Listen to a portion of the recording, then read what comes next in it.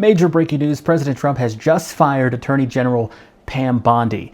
Now, the president has been publicly praising Bondi for her efforts to crack down on violent crime across the country, but it's being widely reported that behind the scenes, Trump was very unhappy with her performance, including on things like the Epstein files. You might remember early on, just after she took office as Attorney General, Pam Bondi went on Fox News and said that the Epstein files were sitting on her desk.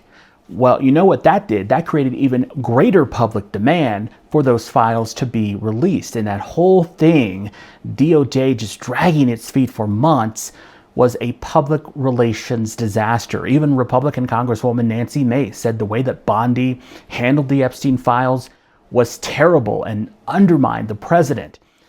And you know, on Wednesday, Bondi and President Trump were seen together. Both of them went over to the Supreme Court for oral arguments over his executive order on birthright citizenship. And the Daily Mail, I don't like to quote the Daily Mail, but they're reporting that Bondi was at the White House on Wednesday begging for her job. So she knew that she was in danger of losing her job.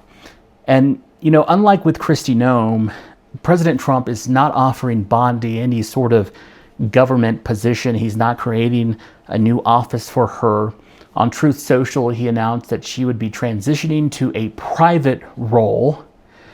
That right there is how you know that she was fired, because you don't go from being Attorney General, the nation's top law enforcement official, to some private corporate job. As a former AG, she could have gotten any number of corporate jobs anyway later on. So she was fired. Trump also announced that Deputy Attorney General Todd Blanche will serve as the acting Attorney General. So I want to know from you, are you surprised that Pam Bondi was fired, or did you see this coming? And what do you think it means for the future of the Department of Justice?